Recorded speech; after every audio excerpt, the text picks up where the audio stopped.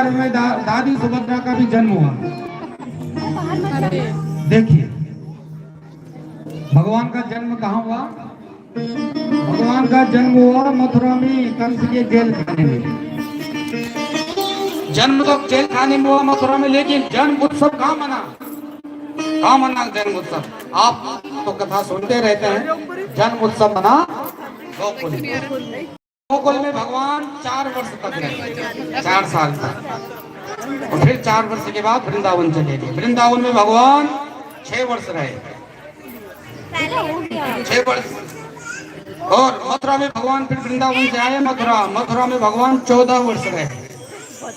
25 वर्ष में भगवान द्वारिकाधीश बने, और 125 वर्ष की अवस्था पूरी करके भगवान परम धाम को चले गए। ये ही कृष्ण कथा। बोले आनंद कंद श्री कृष्ण चंद्र भगवान की जय, बिहारी लाल की जय। कथितो वंश विस्तारो भवता सोम सूर्यो, काव्यं चोभय वंशानां चरितं परमाद्भुतम्, यदो सधर्मशीलस्य नितरां मुनिषत्तमा, तत्रासेनवतीर्णस्य विष्णु वीर्याणि संसनः। परीक्षित बोले महाराज, चंद्रवंश और सूर्यवंश इतने विस्तार से आपने सुनाया, और जब हमारे प्रभु की बारी आई तो आपने जल्दी दिखाया कि जन्म मथुरा में हुआ, उत्सव मिला गोकुल में, आदि सारी कथा सुना दी 1 मिनट में। अरे यह कृष्ण कथा भवरोगी की मीठी दवा है। महाभारत के युद्ध में हमारे पितामहों ने इन्हीं कृष्ण कन्हैया की कृपा से कौरव सैन्य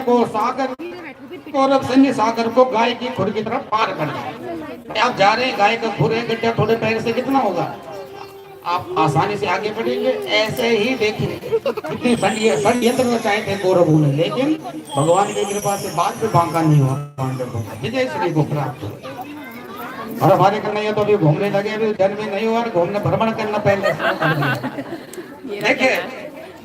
सुखदेव जी कहते हैं भाई प्यास लगी है, पानी पीना है, नहीं जलपान करना है नहीं। बोले आपके मुख से निकले कथामृत पान करने से न भोग न प्यास। ऐसा ही भाव आपका बोलना चाहिए, न भोग न प्यास न रात न दिन। कल भी खूब जगह में आज करते रहो, कोई बात नहीं। तो परीक्षित कहते भगवान मेरे तो जीवन दाता है, ये जीवन दाता से बड़ा संबंध और क्या हो सकता है। सुखदेव जी बड़े गदगद हो गए और बोले परीक्षित ध्यान से सुनो।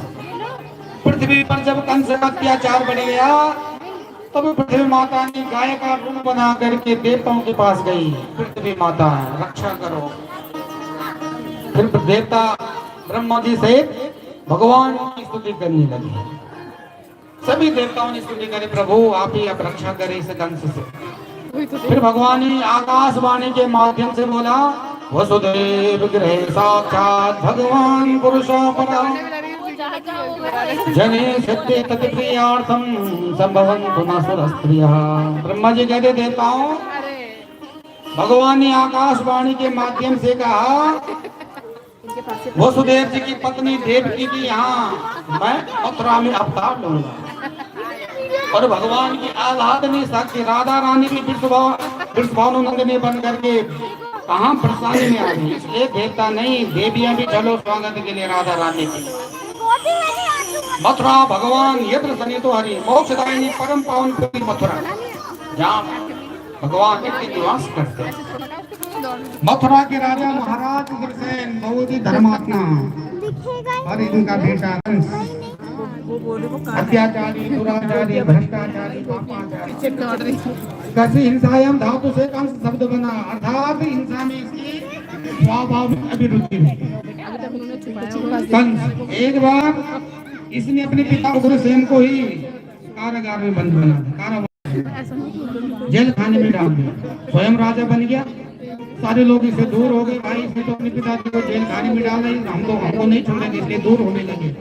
उसने सोचा भाई कैसे जनता में अपनी छवि सुधारूं। उसने क्या करा, अपनी छवि सुधारने के लिए अपनी चचेरी बहन देवकी का विवाह वसुदेव जी के साथ कर दिया। और जब विदाई कर रहा था, विदाई